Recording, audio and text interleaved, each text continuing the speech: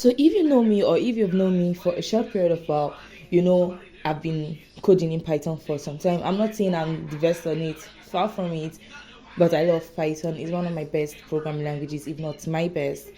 And it's something I want to do for the rest of my life, be a Python developer in all field and spheres that concerns Python, which is almost everything that concerns computer science, data science, machine learning, artificial intelligence, web development, app development, game development, strike out game development, because I don't really have any interest in developing games, which is quite ironic considering the fact that I have developed my game Simulation Hill, which you can download on Amazon App Store or officially on my website for all Android users. And we are coming to web maybe December, maybe January. I mean, I'm done with my exam now, so I have time to work on it. So we don't know yet, but we hope so.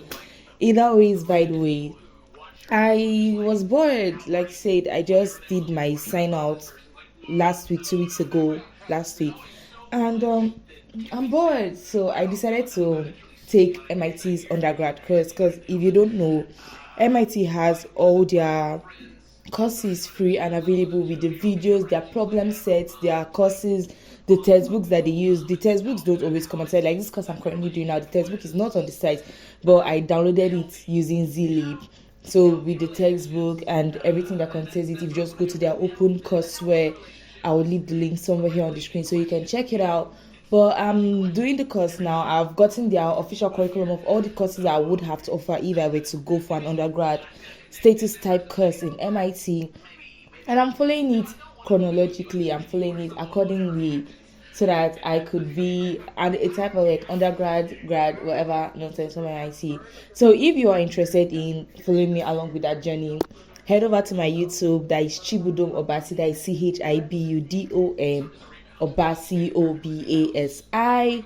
Head over there, give it a follow, subscribe, and starting from next week, once I'm done with this current course that I'm doing, that is 6001, Introduction to Computer and Programming using Python. Once we are done with that and I've understood it very well, I would give my own lectures on there, so it will be easier, so you don't have to go and watch, because each of the courses, I think it's like 13, and each of them it's like almost an hour long for just the lectures, excluding all the other things you need to go through. So I will do all those for you so you don't have to do it yourself, and maybe I'll compress everything into a 1 hour video, so that is compressing 13 hours into 1 hour. Isn't that better? Imagine if you had to only go to school for 1 hour for your whole life. So I'm going to do that for you, so you too can be an MIT graduate.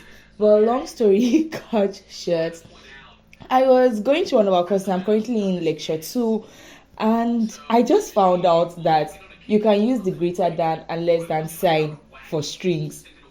So if you use the greater than and less than sign for strings, that is when you're doing string to string, not string to integer, because if you do string to integer, it's obviously going to be an error.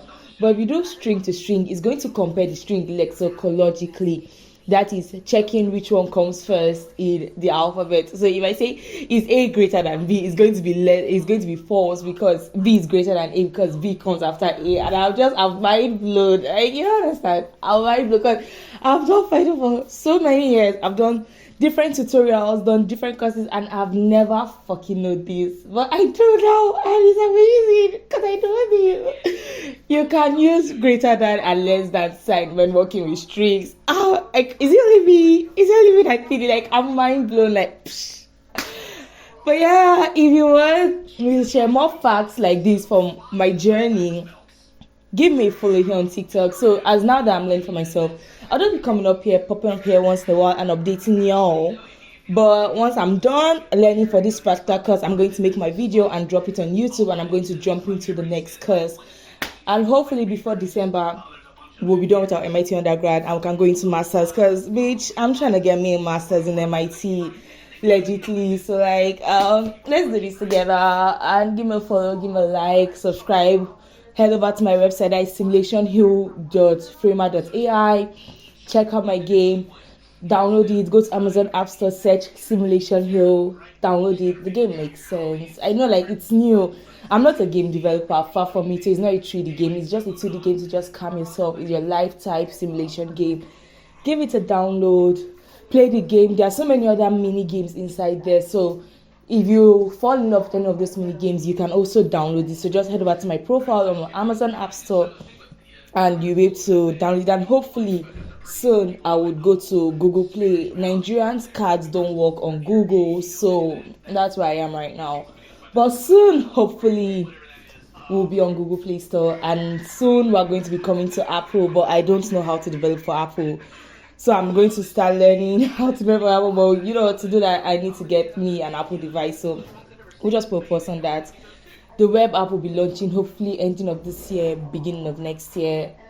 And Apple users can head over to their website and play the game. And soon we'll come to iPhone so you can play it offline. But Android users too, if you want to play the game online, all you have to do is just back up your game, head over to the website and you'll be able to see it. And as you are playing it online, it's automatically backed up. So once you want to go back to your phone, you just restore your progress. And ciao. Thank you.